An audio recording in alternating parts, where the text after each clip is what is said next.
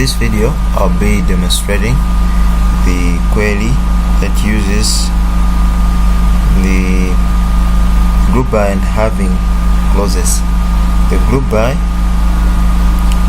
is used to group the result set by one or more columns with the use of aggregate functions as well in the query.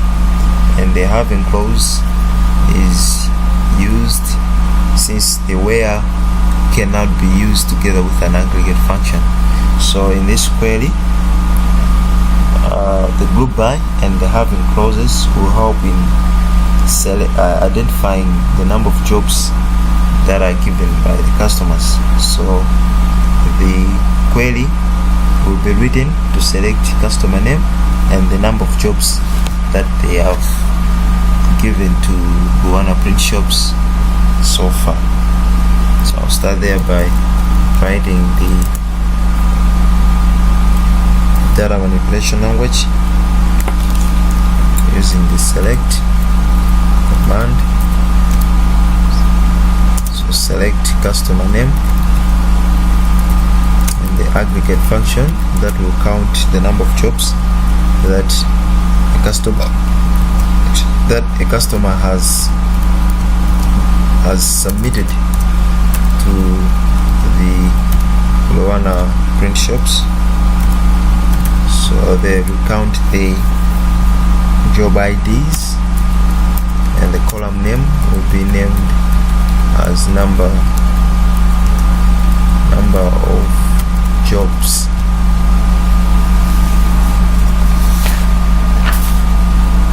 So number of jobs that a customer has given to the Goanna Print Shops from customers table in adjoining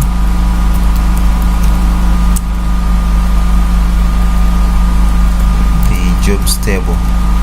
This is because the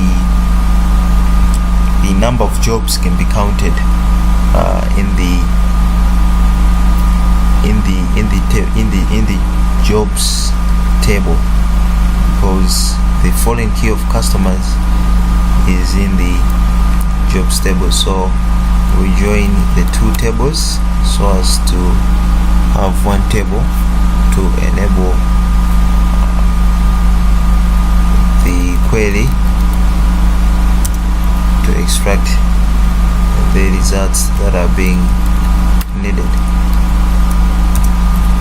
So customer ID, jobs,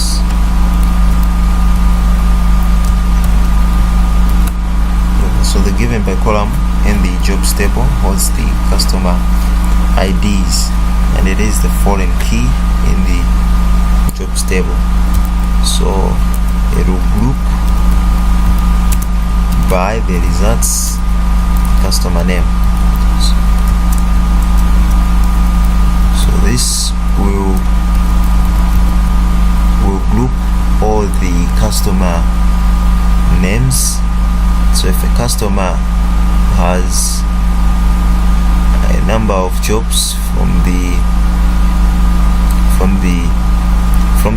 jobs table, those jobs will be added, and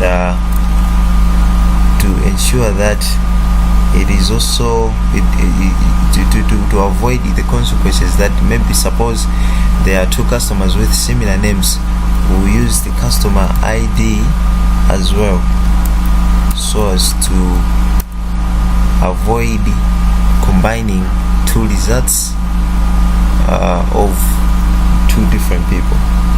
So the having count will come in, the having count will come in to extract only those customers who have given their jobs more than once. So the job ID there greater than 1.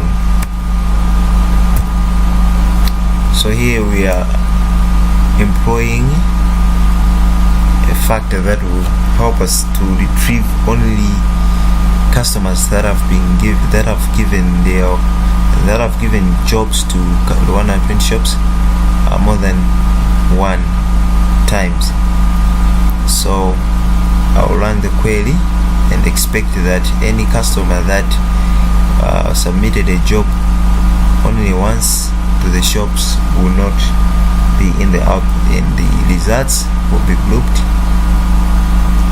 in a way that if the customers have the similar names but they have different IDs, it will not be combined. But the results set, if the customer gave the work for maybe like 5 times, those 5 times will be added and will be in only 1 row.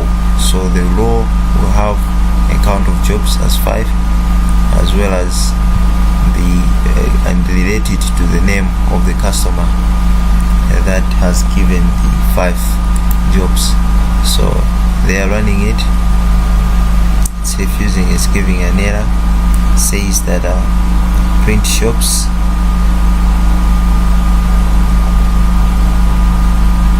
dot count here, count job ID does not exist.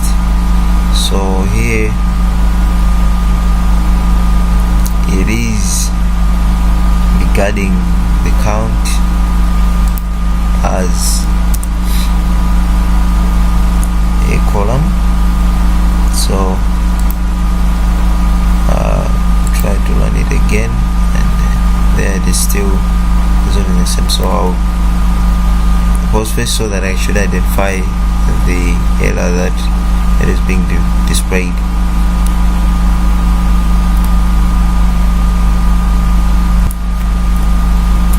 So here is the problem. There is a space